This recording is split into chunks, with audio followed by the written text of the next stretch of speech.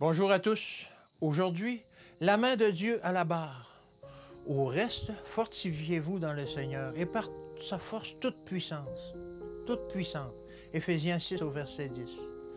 L'avenir est devant vous et des événements inattendus prendront sûrement place, changeant le présent aspect des choses dans le monde. La convoitise et l'avidité dominent. L'oppression et la haine se manifesteront dans un but destructeur, inspiré par une puissance d'en bas. Les agents de Satan travailleront intensément pour accomplir ses volontés. Les méchants feront le mal et aucun des méchants ne comprendra, mais ceux qui auront de l'intelligence comprendront. Daniel 12 au verset 10.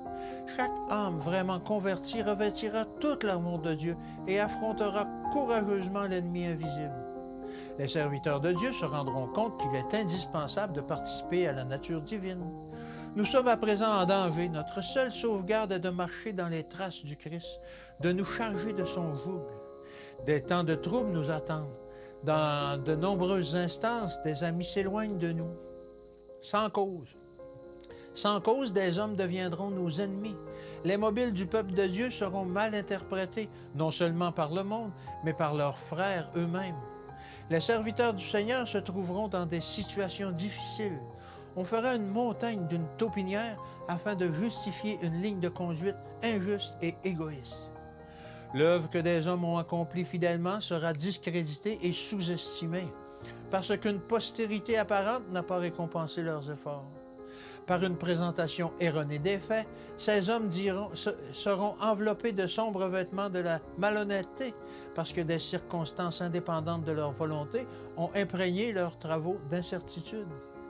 On les désignera comme des hommes en qui il est impossible d'avoir confiance, et ce seront les membres de l'Église qui agiront ainsi. Les serviteurs de Dieu doivent s'armer de la pensée du Christ. Ils ne doivent pas s'attendre à échapper aux insultes et aux jugements erronés. On les traitera de passionnés et de fanatiques, mais qu'ils ne se découragent pas. La main de Dieu est à la barre de sa providence, guidant son œuvre pour la gloire de son nom. Dieu appelle son peuple à devenir de brillantes lumières dans le monde, resplendissant parmi les ténèbres du péché. Vivre la vie de celui qui donne la vie entraîne la récompense. Jésus allait partout faisant du bien, et ceci, chacun de ses véritables disciples suivra son exemple. Rempli du sentiment sacré de sa fidélité envers Dieu et de son devoir envers ses semblables.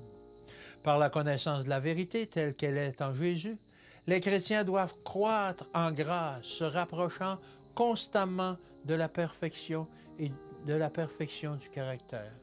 Que Dieu vous bénisse et qu'il vous garde. Et je vous dis encore à demain.